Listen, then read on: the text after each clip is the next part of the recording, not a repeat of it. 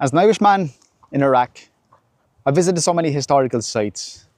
And one of the most important historical sites that stood out for me was the ancient city of Babylon. Now, Babylon was ruled by ancient kings like Nebuchadnezzar. But on a hilltop, just overlooking the site today, is another palace. A palace that was built by another leader, Saddam Hussein. Now, Saddam had a bit of a thing for building palaces, dozens of them actually, but this one was special.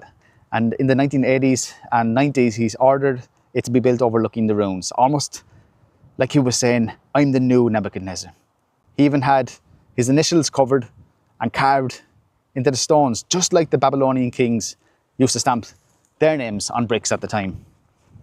The place was pure luxury, marble floors, sweeping staircases, huge balconies, looking out over the Euphrates on one side, and on the other side was overlooking the ruins. The kind of place that screams like, I'm in charge, I own the place. Then in 2003, the war happened. The US-led invasion rolled in, Saddam was gone, and the Americans took over the palace.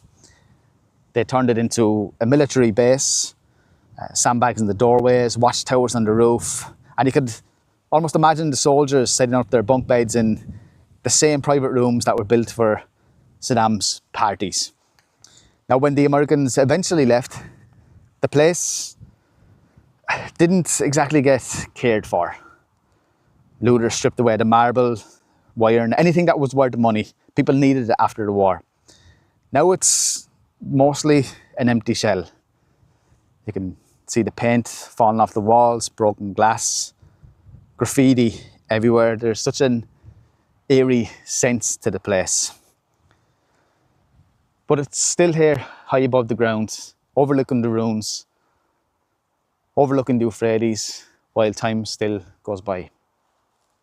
Crazy.